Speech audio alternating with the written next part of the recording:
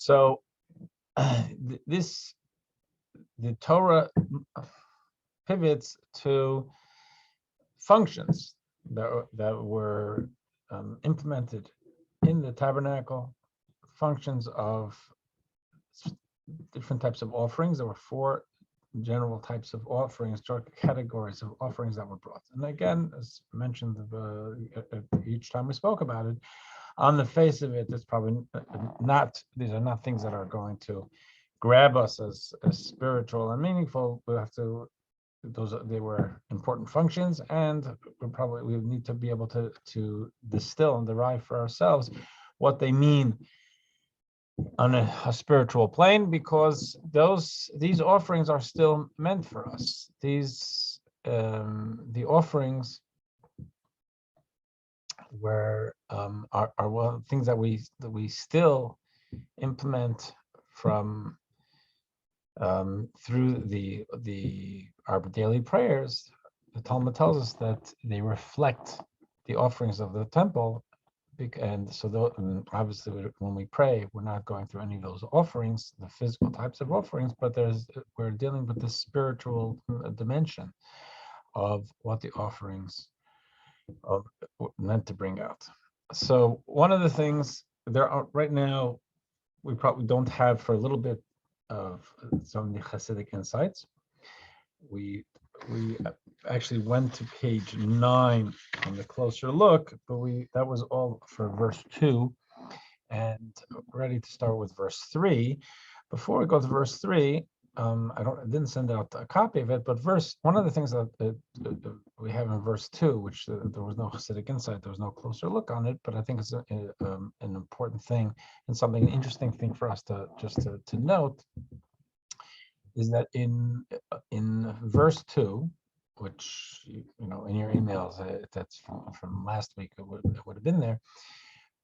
In verse 2, it says that when a person brings, a man or a woman brings an offering to God, and the language of the Torah there is Adam, when the pronoun for a human being that's used is Adam. Now, Adam, as we've discussed in the past, was androgynous. There's both male and female to Adam, and then God split Adam into two, into male and female, so that each one needs the other. And so when we marry, it's reunification of these two different dimensions of Adam. That's one of the ways that the Talmud derives, that it's talking about both man or woman bringing these offerings. But it is an interesting use, because Adam is kind of a vague term for just the human, or the Adam is bringing the offering. And one of the things that the Talmud tells us is that since the scripture is using a term, Adam, which brings to mind our original Adam in the beginning of humanity, with the inception of humanity, says that just as Adam brought offerings that were not stolen, that they were Adam's, there was no question on their ownership, so too we have to be careful about the ownership of the offerings we bring. So one of the things we're going to get into now is, both in the non-bolded of the scripture on page 8, and something somewhat in our discussion, be about the character and the spiritual character of the offerings that we bring. And off the bat, what the Talmud says, look at Adam. Adam didn't use Adam. There was no one else to steal from.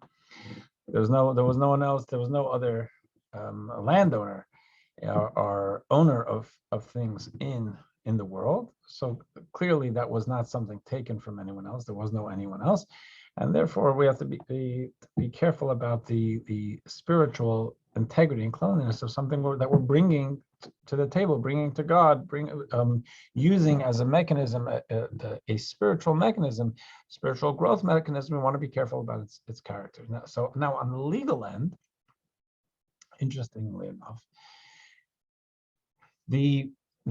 what the Talmud is telling us, though, the Talmud says that it indicates there was a legal idea of ownership before there was anyone else. So just without getting too much into this, just to float the idea that in normal legal thinking, as I understand it, dating back to English common law, the whole idea of ownership is something that society has agreed to recognize. In a way, it's a human fiction that has legal teeth, and we decide this is what constitutes ownership, and this is what constitutes transfer of ownership. So the fact that I have my phone here, and someone can walk in, my smartphone, and someone else can just walk in and take it, is because I can, I own it. I own it. I bought it legally. I possess it. But hundreds of years ago, the idea, or thousands of years ago, probably more, the idea of defining ownership, and therefore, once you define ownership, you can define what theft is. And once you define ownership, you can start working out rules for gifts and sales, because sometimes we transfer ownership. How are we going to do that? Those are all legalisms that society has agreed upon, but they're not concrete in the world as we see them. There's nothing changes when that we can see when I buy a phone, or if I give it to you, or you buy it from me. There could be an exchange of money, but you could be just sending me something PayPal, and it's not something that's visibly apparent. In Torah thinking, the idea of ownership actually is not a human construct. It's humanly explored and explained and obviously implemented.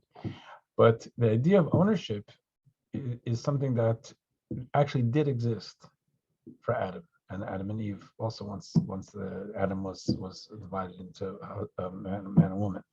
Because ownership means that there's a spiritual connection that we have with our things. And that's very real.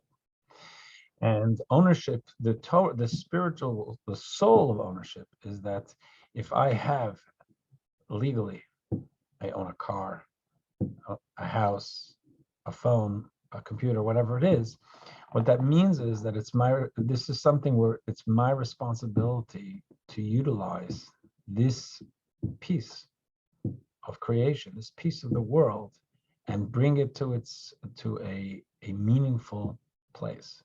It's up to me. I have a car.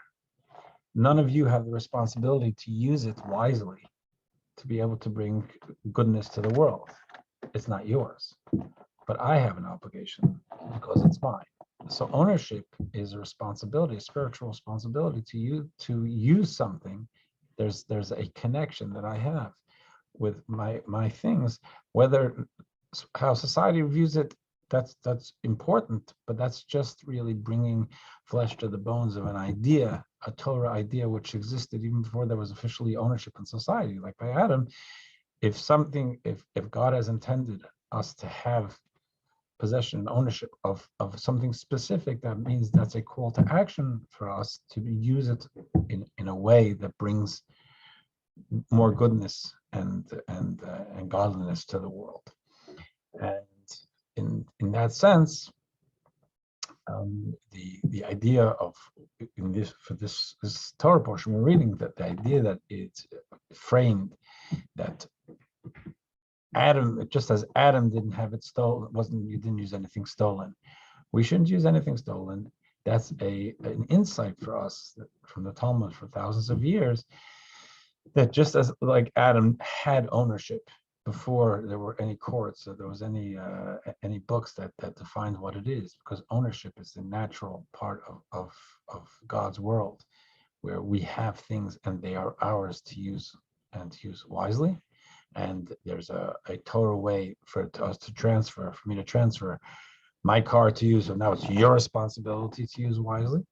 And we go through the definition of what a sale is in Torah law, but it's possible to transfer that a web of connection that I have with my things to you, and then it becomes your responsibility to deal with it properly. And I think so. At the core of Torah thinking, on a commercial end, on a civil end, is that we have responsibility.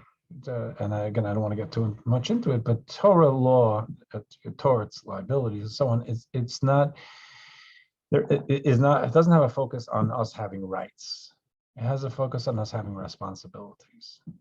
And if we all are in a room and we are mindful of our responsibilities to each other, then de facto, all the other people will have rights, because we're not going to be. We have responsibility to be able to treat them respectfully and not to stifle them and not to take away their voice or their freedoms, whatever it may be.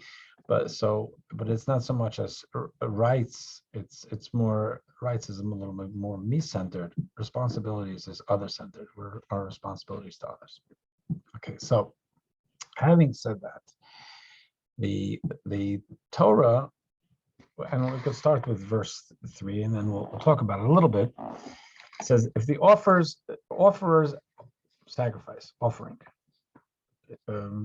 verse 3 on page 8, is an ascent offering from cattle. Now, an ascent offering, as we had said, there are 4 different categories, generally speaking, of offerings. And an ascent offering means it was for elevation. It's like the word aliyah. This is called an olah. It's the same thing. So an olah. So this is whatever it meant is their idea of, and we'll explore it a little bit. This is some type of an ascent offering, and an ascent offering meant that there was a step up in the offerer's spiritual status. Now, part of that is that some offerings came when we did something wrong. Those are sin offerings. I hurt you, I hit you, I took something, I did something wrong. I used my body, I used my free choice, I used my volition, and I actually did something in the concrete world. It's negative. The offering I would bring is not the olah. Overwhelmingly, I did something wrong. It has to be addressed. What if I didn't do something wrong? So either it was that I just didn't do something right. So I think last week we spoke about it. Let's say I just didn't recite the Shema. We all have a responsibility to recite the Shema every day, and twice a day, and I didn't recite the Shema. So it's like I did something wrong. I just didn't do something right. Or more subtle than that is that a person, their mind was going in the wrong direction. So let's say a person was thinking about hurting someone, or about seeking a pleasure that doesn't belong to them. And they're fantasizing about it. So in our normal, I think our normal Western thinking, fantasize all you want as long as you don't do anything. In Torah thinking, we don't say that. Say that where your mind goes is very important, and that's when last week our JLI went in that direction.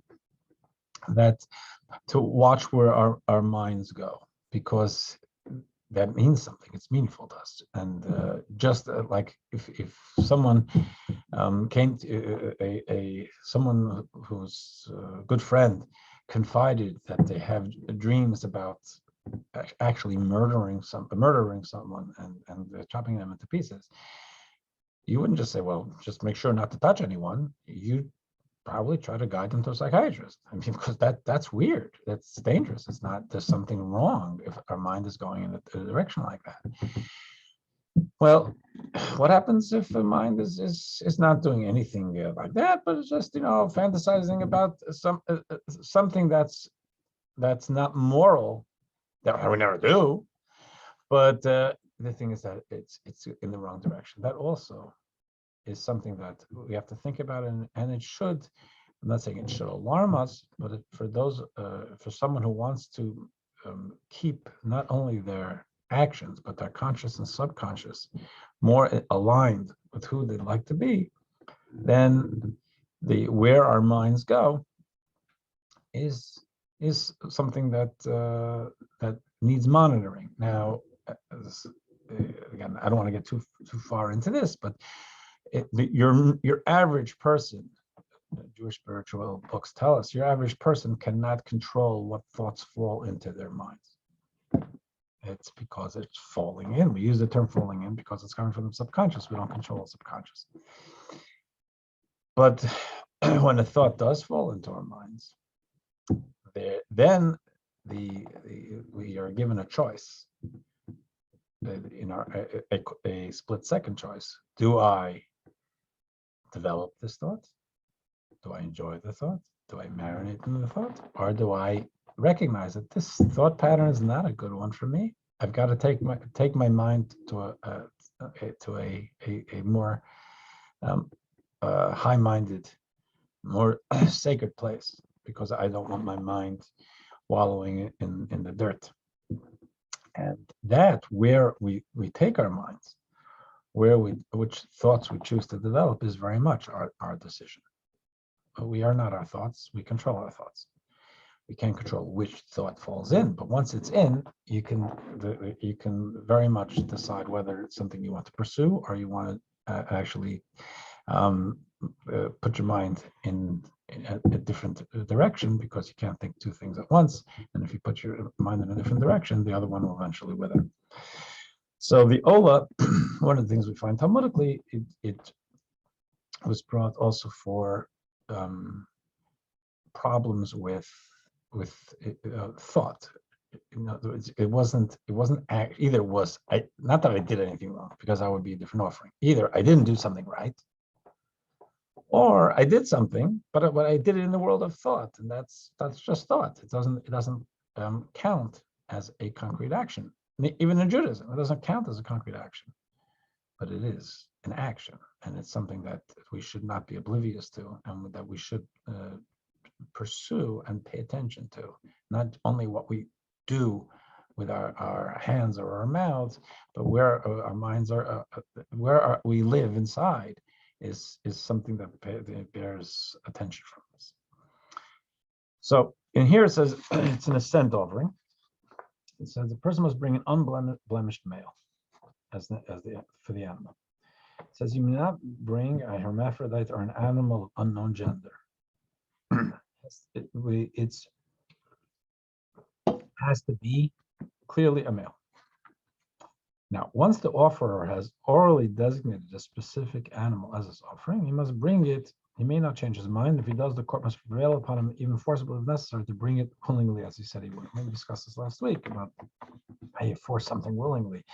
But the idea is that that when there is a commitment, one of the things we find in Torah, and when it comes to in general, and certainly when it comes to anything that we're committing to God, the language of the scripture later is whatever comes out of our mouths is what we must do.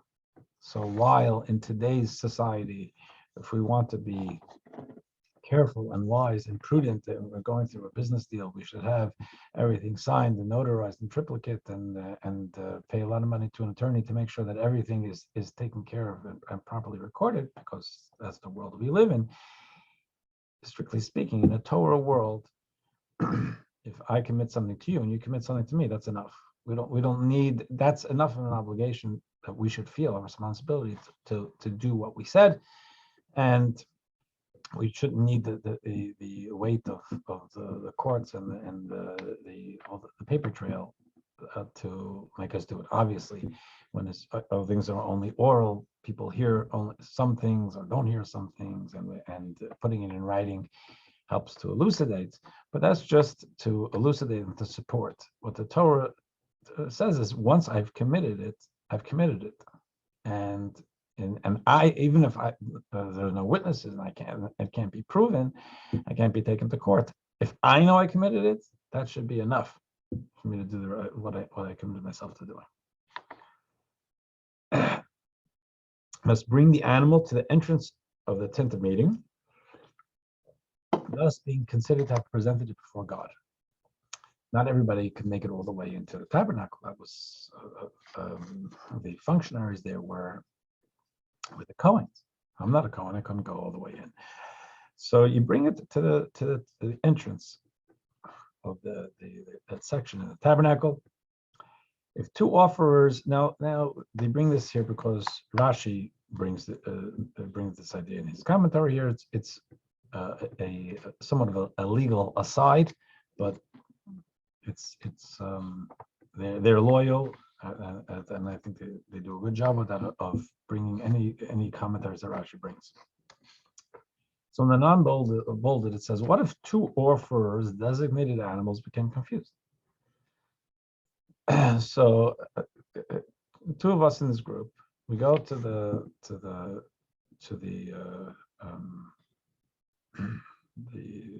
tabernacle, and we have a male steer, and then we're talking to each other. Someone comes over to talk to us, whatever it may be, and then our steer they're playing with each other. And now it's okay, so which one was mine, which one was yours? Now, that's a problem because I made a commitment, and it attaches to the animal I made a commitment to bring it, and you, the same thing with you. What happens if the two animals, designated animals, become confused? Each offerer should bring one of them to the entrance, intending to offer it up on behalf of whoever designated it. So then, now, I will continue to bring, each of us will do this, we'll separately bring our animal. We think it's ours. I'm not 100% sure if it's mine or yours. And I will say to the Kohen, I'm bringing this for the benefit of whoever actually designated it. It may have been me, may not have been me. But if it's not me, then I'm bringing this as an agent of the person who designated it. And that way, that person will be discharging his or her responsibility, commitment. And the same thing will happen for me, because the other person is going to bring it and say, it's not for me per se, it's for whoever designated it, and God knows. If a designated animal becomes confused with non-designated animals, what happens? So it's just designated it. Now it's in the corral, and it went back in. I have no idea. It's one of those. Now what do we do? Should all be sold together to an equal number of people minus one who wish to bring ascent offerings? Because since this is now sacred, and words mean things, and now this belongs to God, or to the Kohanes, it depends on where the offering is going. So I can't just say, oops, I'm going to take another one. No, there's Nellie, wherever she is there, she now belongs to God. So what am I going to do with that? I can't just say I'm substituting. I don't know. It attaches to her. So then all of those ones that it became, and that's why in times when we brought offerings, people were very careful about their offerings once they designated them. So you would sell all of those in the corral to an equal number of people, minus one, who wish to bring ascent offerings, and then they should all be offered up anonymously. Then there is, so I have 10 there. One of them I took. Now there's another 9. I'm going to sell the other 9, and all of us, I'm just waiting out saying, anybody want to buy an ascent offering? Want to buy an ascent offering? I got a bargain for you. So now we're all going to bring it, but here's the deal: you can bring it, but you bring it in the language that says, "I'm bringing it for whoever has designated." And if this is, you can designate it, and it will designate all of them, but they're all anonymous on behalf of whoever designated them. If, however, an animal designated as an ascent offering becomes confused with animals disqualified for use as offerings, there are animals that are disqualified for use as offerings, which we'll get into in a second, or with animals designated as another type of offering. Let's say there was the one as a sin offering, totally separate that animal, totally separate operation, and therefore then this solution cannot be used. Now, as we say, what they're mentioning here is that there are animals that are not appropriate for use. So here too, there's a Torah idea that we want to try. What's wrong is wrong, and we stay away from evil. We stay away from criminality, whatever, from doing something wrong. What happens if there's a whisper of it? So, for example, if someone it comes and they want to give money to for our building fund, and that person is involved with mafia style activities, and I have two witnesses who say I know where he just made a big killing, because he just made a big killing, and that money was stolen, and it was unethically procured. The money that he wants to give, I'm not allowed to take it. I can't. That's not for me, because I know it doesn't usually happen. It's very hard, and the money's also fungible. But if you knew that, you can't take in any way something that was stolen from someone else or used by someone else. Now, what happens if it's not exactly that? It was something that it was designated for idolatry, which is also a big deal to us. Or we've heard, let's say it's in Torah law. Let's say we've heard it killed. This is a bull that actually got someone to kill. I have no witnesses. I don't know anything about it. I don't know any direct knowledge, but I've been told. Shouldn't bring that as an offering either. There's a taint there. Now, if I have witnesses, I can't even eat it for lunch, because in Torah law, if an animal has killed a human being, not only shouldn't we bring it as an offering, we can't use it for ourselves, for our own benefit. That would be if it was, obviously if it wasn't kosher, or if it was used in different ways, stolen, used bestiality. So there's a difference if it's something that has, this is what the reputation is, this is how it was used. Again, I don't have witnesses, but that's how it was used. So an animal is never evil. An animal doesn't do anything wrong. I mean, an animal could do harmful things, but an animal it doesn't have volition, and any blame, so to speak, or responsibility for what it does is really on the owners.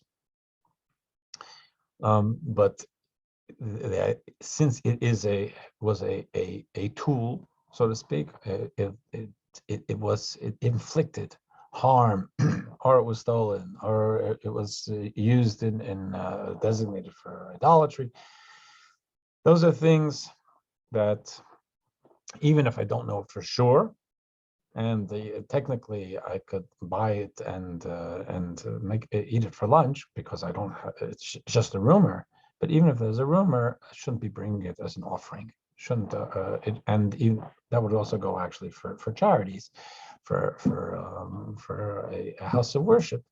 even if it has a taint of it, we would not use it, take it in that direction. Actually, again, this is since I mentioned the idea of charities, even money that was appropriated through a lawsuit, an adversarial lawsuit, litigation. That type of money, we would say it's not that's not for shul use, because someone resents having given up that money. That money is not totally clean, and so even though they got it fair and square, they got it in court, and now so it's not dirty money, but that's not for a shul, and it's not for offerings in the temple. Okay. Okay. So now we'll go to 4. It says the person must lean hand. There's a term smicha. You may have heard of it. Smicha means a normal term of Jewish life. Smicha is a Hebrew term for rabbinic ordination. And that it comes from the fact that when Moses ordained people to help. There are no rabbis strictly with using that term in the Torah, but did it by laying of hands. So smicha actually means like leaning, or and in this case it means the leaning of hands. They would lean pretty forcefully on. So they would put the hands on these religious leaders. But where smicha is used much more scripturally than in the idea of ordination is when it comes to an animal about to be brought as an offering. The person bringing the offering would lean. It's called smicha, and the term is in this verse 4, to lean on the animal. And leaning on the animal was a certain sense of, because it says lean forcefully, to use your strength. The idea is that there was a certain sense of transference, or perhaps identifying with the animal. The person was bringing the animal. It wasn't just, hey, this is what I got to do, and I'm bringing, and here's an animal being brought as an offering. The person was supposed to identify with the animal, and that was being brought, and the process that was going through, including it losing its life, and there's the intent of a personal connection between the person and the animal. And therefore, they're supposed to lean, not just to touch, but the idea of leaning, and the language is to put their strength really to lean in on the animal. It hopefully wasn't just for 30 seconds there. That framed the idea of a connection between the animal and the person and the animal. So it says, this person must lean their hand forcefully upon the head of the Ascent Offering, and it will be accepted for him to atone for him. The procedure of leaning on the animal is performed only in the tabernacle or its successor, the temple, but not at a private altar, even when the use of such altars is permitted. Okay, this is also, as Rashi brings it, that once there was a tabernacle, people brought offerings. We have that from Noah. People brought offerings in those days, and without a temple, without a tabernacle. Once there was a tabernacle, there were no private altars, ideally. So the person must, number 5, must slaughter the bull before God within the precincts of the courtyard of the tabernacle to the north of the altar. The animal must be slaughtered with explicit intention, that is to be offered up as a sacrifice, an offering to God. If you're just manipulating the knife and slaughter the animal unintentionally, this sacrifice is invalidated. This was something that was supposed to be a purpose to all this. From this point on, the sacrificial procedures are to be performed by the priests, Aaron's sons, or after them, those of his descendants who are priests, who have not been demoted from the priesthood. there is this idea that the Kohen is a subset of the Levi tribe. It starts now with Aaron and the sons, and those who will be born going forward.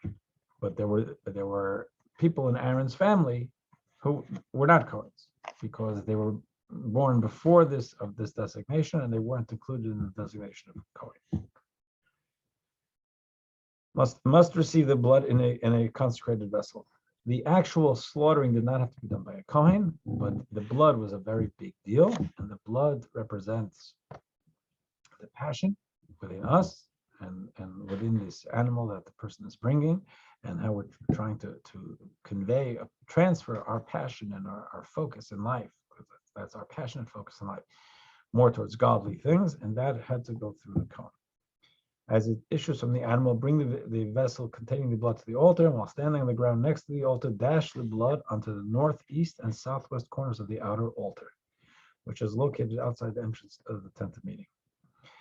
Let's just finish this next sentence and I'll explain it. When the blood is dashed against two diagonally opposite corners of the altar, it falls onto all of its four sides and thus can be considered to be encircling the altar. The altar was, maybe next week I'll bring up a picture. I should have thought of that, but it was square, and so the language of the Torah is that the blood has to touch all four sides, and the way it's done, and it's actually in our morning prayers also. That says two dashes or two gifts really that are four, because if it would sprinkle the blood on the northeast corner, what it would be is the corner is just a corner. There isn't much space to it. It will go on the north side and on the east side. And if you do on the southwest side, it goes on the south side and on the west side. So it's two dashes of blood that covers four sides. It doesn't cover the whole side, but it gets onto each of those sides. If the blood of the ascent offering has become mixed with the blood of other ascent offerings, or with that of the other offerings whose blood is applied to the lower half of the altar, peace offerings, guilt offerings, and again, I God willing, I'll bring up a picture so you can see it. It may still be dashed onto the altar. If, however, it has become mixed with the blood of offerings that have become unfit to be offered up, or with that of those sin offerings whose blood is not applied, like the ascent offering, to the lower half of the altar, but to the inner altar, the upper half of the outer altar, it may not be dashed onto the altar unless the sacrifice is thus invalidated. I'm not sure how much sense that could possibly make to you for not looking at the altars, but there was a very defined process. If the tabernacle has been dismantled, the blood of the animal may not be applied to the altar, even if the altar still has place. And then finally, a regular priest must not perform any sacrificial rites while attired as a high priest, or vice versa. That's something that's derived from language here, and that's why Rashi brings it. There was a specific attire for a Kohen, for a priest, and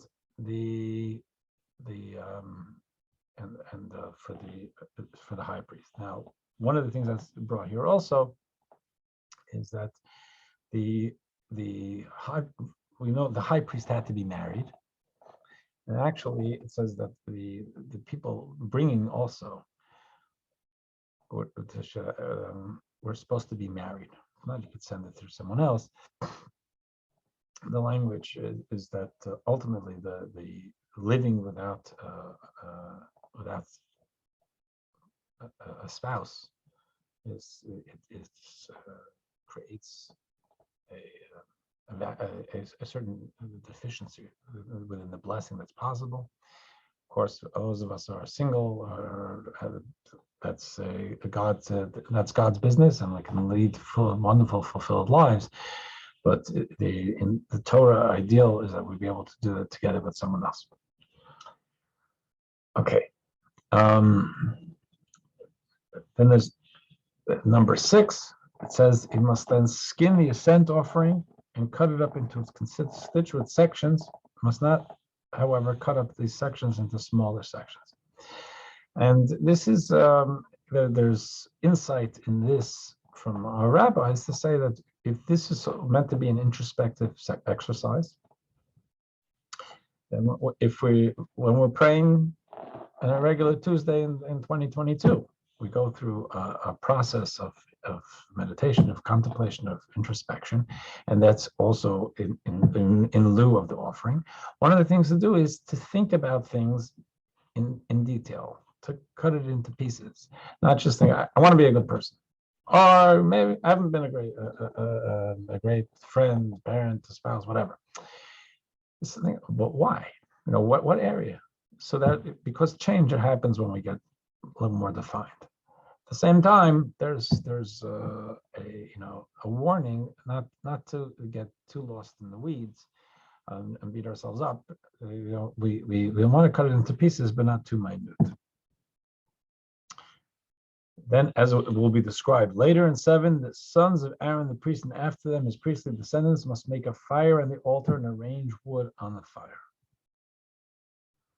No pieces of wood should protrude from the woodpile. Even though this is just a preparation for the actual sacrificial rites, they must perform this rite only when properly attired as priests. So there was a woodpile and there was fire.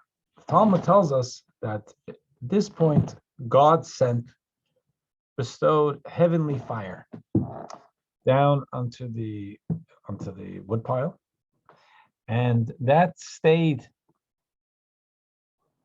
for centuries. That there was this heavenly fire. The Talmud says it was in the form of a lion. There was divine fire on the altar. At the same time, it's clearly a mitzvah for us to just bring a match also. So because the idea of the divine service was God granting us inspiration, but we had to bring something to the play. We had to bring something to the table, and therefore there was this divine fire, but it was a mitzvah to bring what's called mundane fire, just to strike a match and put it in there, because there has to be this human input. Aaron's sons, and after them his priestly descendants, properly attired as priests, must then arrange all the sections into which the animal had been cut up, plus the head, whose bottom, in other words, the place where the animal was slaughtered, they have covered up by placing the animal's fat on it. That's just the way it is.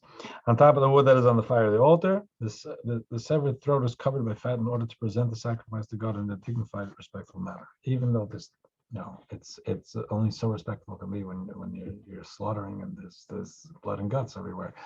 There's to try and like we would have in any setting, to be able to have it as dignified as possible. None of the flesh of an ascent offering may be eaten, but its hide is given to the priest. Okay, and then we're going to go to page 10, verse 9. Before the priest places the animal's sections on the fire, he must first wash its innards and its legs with water. And this, our rabbis tell us also, the idea of as we're praying, so we approach to pray, and we want to connect with God, and we have whatever's on our mind, part of that is, if we're offering ourselves up to God, is to rinse our insides. And that's really the introspection, say, well, where am I? Where do I live? No one else can really know, because no one reads my thoughts, and no one knows, where I am, where my sentiments are. But I know, and God knows. And we want the idea of from time to time here coming up with looking at ourselves and saying, I can do better than this. I want to be in a cleaner place, so to speak. To rinse our innards is part of the process of bringing ourselves as an offering. Only then, the priest must burn up all of the animal sections on the altar. He must specifically burn it with the intention that it be an ascent offering. Similarly, the slaughtering must be performed with the intention that the animal be a fire offering, meaning destined to be consumed by fire, and that it be pleasing to God. Once the sacrificial rites are completed and the animal has caught fire, the divine fire will consume the sacrifice. As I said, there's the divine fire. Now, the language of the Torah that is used quite a bit in this section of Torah, the offerings, is a language of a pleasing odor to God. Reach nichoach, which means a reach means an odor. Nichoach that isn't a real Hebrew word, I guess, but nichoach means it's from the language of nachat, nachas. If you heard the word nachas, pleasure, and so it's a pleasing odor to God. Now, Torah does not believe and has never believed that God has the olfactory senses, and that what putting on really good perfume for sure is going to do something special for God. And the idea is that, first of all, when something smells good for us, that we want it in our own human condition. If we're doing something holy or religious or ritualistic, we want it to be something that we can appreciate. And therefore, if I'm praying or doing whatever exercise I'm doing, doing it in a place that smells foul is not good. It's not a good idea. It's not because it smells foul to God. It smells foul to me. That means I'm not respecting the exercise of doing it in a foul smelling place. But aside from that, the idea is that with God and the idea of us bringing ourselves to the temple, to the tabernacle, and saying to God, you matter to me. I love you. I know you love me, and I'm going to bring in, even though I didn't do any in this case, even though I didn't do anything wrong, I know I haven't been who I need to be. Either I didn't do some things right, or I know that I'm not in my psyche, in my thoughts and feelings, I'm not aligned with who you need me to be. And therefore I want to bring an offering because I'm trying to offer myself here. That's something that gives God nachas. And that's why we say it's a pleasing odor. It's not an odor so much, but an odor is something that strikes deep within the human condition. So we use ourselves as a model to understand why we use certain metaphors. And as Hasidic thought points out, that sometimes a person who's in a faint, you can shake them, you can do whatever you want, but it's the smelling salt that somehow touches deeper within to jog the psyche, because it strikes deep. And when when the Torah describes the creation of human, and says that God created the body and then blew a soul into Adam's nostrils, that it's through the smell that's somehow a deep connection with the core of the human psyche. So the idea that something is, when we bring an offering, we say we want to become better, we want to become closer to God, and that it's framed as a metaphor within the Torah as a pleasing odor. Well, an odor strikes deep. And a pleasing odor means that what we're doing is, this is something really valuable to God. So it's using that type of anthropomorphism or metaphorical framing to drive home how beautiful this is to God when we bring an offering, or bring of ourselves as an offering. Okay. We'll go to verse 10. If the person's offering is brought from the flock, from sheep, or from goats, as an ascent offering, must sacrifice an unblemished male. In addition, the animal must not be old, sick, or dirty. This is not an ageist idea, but an animal in the marketplace that's old is worth less, and therefore we want to bring something that's valuable. The offerer must lean on the animal, as was described above regarding ascent offerings of cattle. He must slaughter it next to the north side of the altar before God, within the precincts of the courtyard of the tabernacle. Animal brought as ascent offerings on private altars, however, need not be slaughtered on the north side. So in Torah law, and this will come up, it's on the north side. From this point on, the sacrificial procedures are to be performed by the priests, Aaron's descendants, or the priests, meaning who have not been demoted from the priesthood, and must receive the blood in a consecrated vessel. Bring the vessel containing the blood to the altar, and dash its blood upon the altar in the same manner prescribed for the blood of an ascent offering of cattle, such that the blood is considered to be encircling the altar. This is this is the second time we talk about someone demoted from the priesthood. There are laws in Torah law which are still relevant today, even though today the Kohen doesn't really have any public function except for blessing the congregation, being part of the divine God's blessing over on holidays.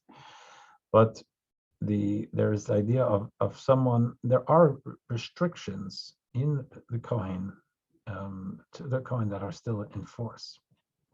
And one of the things about a Kohen is the Kohen was not allowed in marriage. They're allowed to marry either a virgin or a widow, but not a divorcee.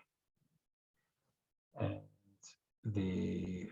because of the friction that conceivably goes on in the surgery that it takes to separate a couple. So that still applies. I can't a Kohen wouldn't in a kosher wedding there wouldn't be a way to do that. But if a Kohen does, or sometimes a Kohen will seek to have themselves demoted from the priesthood, and it happens today, just so they can marry who they want.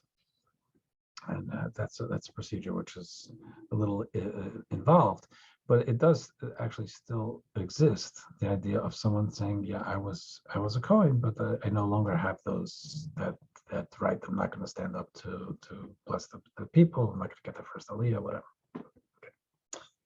Same laws that apply when the blood of an ascent offering of cattle becomes mixed with the blood of other animals, as well as the law that blood may be applied to the altar only when the tabernacle is erected, also apply to ascent offerings of sheep and goats. Okay. Now let's go to 12. The priest must skin it and cut it up into its constituent sections. He must not, however, cut these sections into smaller sections. Just as with the ascent offerings of cattle, he must cover the bottom of the animal's severed head with its fat. The priest must thus arrange the sections on top of the wood that is on the fire of the altar.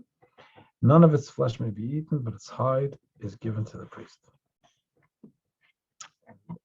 Often, wherever it was possible, there would be benefit to the priest. The Kohen had no means of supporting themselves outside of the temple, and therefore, if they were able to get use of the offerings, that's the way they fed their families. Before the priest places the animal sections on the fire, must first wash it, the innards and legs with water. Only then the priest must offer up all of the animal, burning it on the altar. He must burn it specifically with the intention that it be an ascent offering. Similarly, the slaughtering must be performed with the intention that the animal will be a fire offering, that meaning destined to be consumed by fire, and that it be pleasing to God. Again, we have that language. Once the sacrificial rites are completed and the animal has got fire, the divine fire will consume the sacrifice. Okay, so we'll leave this here.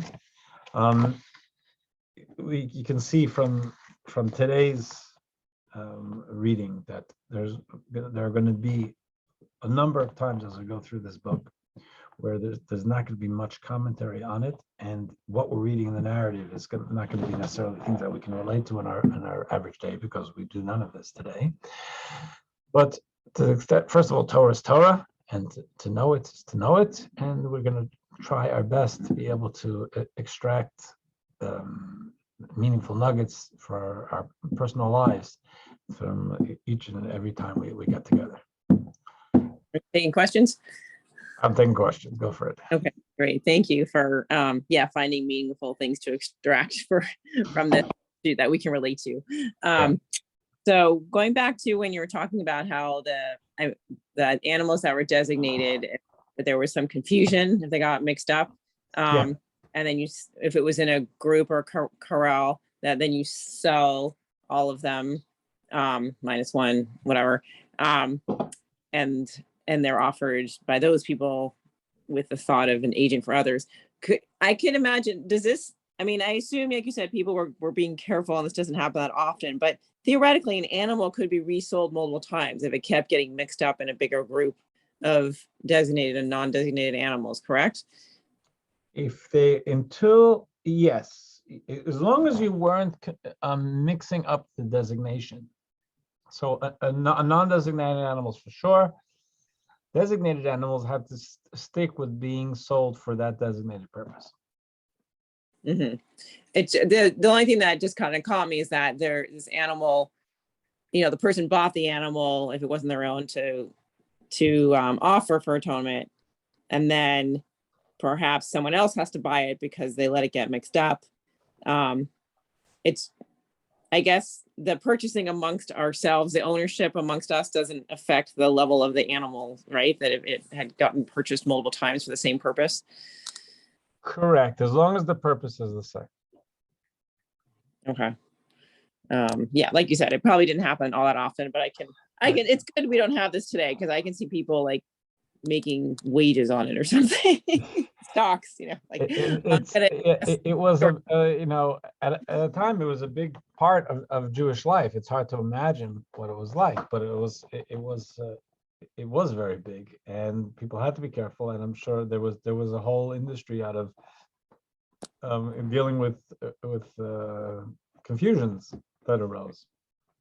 Okay, thank you. Yeah. But I think primarily here, as long as whatever specific title was attached to this animal, in other words, its usage, if that was kept sacred, and then the changing of hands didn't really make a difference. Okay, good. Mendy, yes, I have a question. Sure. In terms of the sacrifices. I know that we stopped this back when the Second Temple was destroyed, and yes, that's when daily prayer started. That I know. My question is, I know that there are still people who venture to the temple, to the wall, not allowed on the mount because of political and political reasons, and also for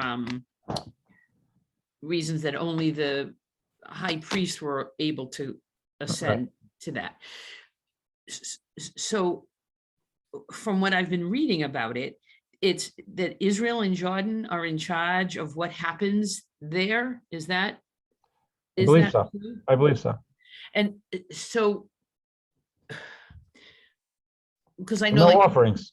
But there's no offerings. No, that would be prohibited by Jewish law. Right. That's what I'm right. And so it almost seems like now it's turned into like a political. A lot is political there, and some people, they want to go up on the Temple Mount to go to the place where they would be able to get right. And I wouldn't go there, and I never have, and some people believe, and I'm one of them, that we just don't know enough of what's where, and that's sacred territory, and it's better to stay down by the wall, and just because what, for my curiosity of being in the holy place, I might step into a place I shouldn't be. And isn't it? And I'm sorry, I didn't mean to interrupt. Isn't it enough for us to go there to daven and leave our prayers and not do those sacrifices? Because most people, I think, are trying to get there during Pesach or before Pesach starts. And isn't that enough? I can't speak for them. I would say that yes, at this point, what God wants of us is to pray, and there's a language in Habakkuk, one of our prophets in scriptures, Habakkuk, and the language he uses is that our lips will pay steer. In other words, that it's the davening that we bring. It's so we don't do that. I would never be part of a group that did that, because I think that's goes against Jewish law at this point. When Mashiach comes, we'll talk about something else. But at this point, it's about our own prayers, and even going up doing an offering. I've never actually, I haven't heard about people even trying that, but today, who knows? I got enough wackos on all sides. But the as far as going up, I think a lot of well-meaning people go up, and I'm not criticizing it per se. I wouldn't do it though. Okay, thank you. Yeah, Mendy, I have a question. sure. It's a little off topic. I can't believe that I'm sitting through these classes, but Yeah, I'm cringing watching to see if you're still with us. no, I'm here. Yeah. I'm thinking of positive thoughts while you're talking about this. You know that I grew up with Shlo Kapura on Yom Kippur with the chicken and all that, and to this day I still have nightmares about that. Kapara is Erev Kippur, right? I'm sorry. Yeah, Kapara is Erev Kippur with the chicken. Mhm. So, when did they add using money instead of doing that? And is that still the same equality of the mitzvah? Good question. It definitely is, and that it's when it was instituted, Kaparis, and as far as we know, Kaparis dates to the 1600s. As far as what we know, that it was instituted with the animal and with money, so it's always been that way. Oh, it has. Yeah. So why do people not do? Well, for a long time, people were doing it with a chicken and then giving the chicken to a poor person. That's the way it was. I mean, even when I grew up, that's what that's what I was told that where it was going. But it was actually going to feed people. Uh-huh. Okay. Rabbi, Yes, ma'am. I, don't- I have a question. How Sure. did, so all of this was going on with a portable tabernacle, Yeah. correct? So eventually it came to, the Temple Mount, which you're talking about now. How did that site selection get made? Like, what was it about that particular location that made it the place to do this forever? Oh, you mean the Temple Mount? Yeah. So that's a great question. There, when King David conquered Jerusalem, he specifically wanted, and it's a long story in the scripture, but he conquered Israel, and there was like the last stand was in Jerusalem, which belonged and was settled by Amorites, and he wanted a specific piece of land which belonged to Amorites, Jebusites, whatever, and this belonged to someone known as Aravna the Jebusite, and it was his threshing floor.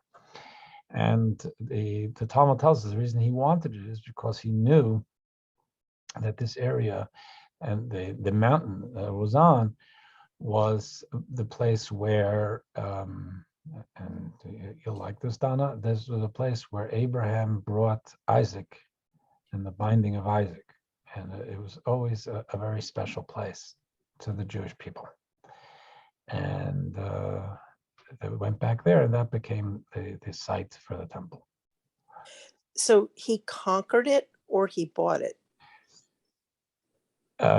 He conquered.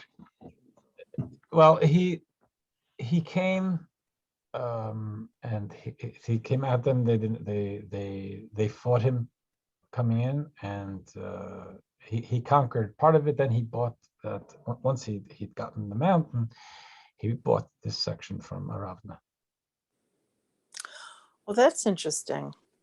Just going back to your discussion of what's allowed to be used as charitable funding and also the Kohen and who they can marry, meaning if there's, so I think it's very important that it was purchased.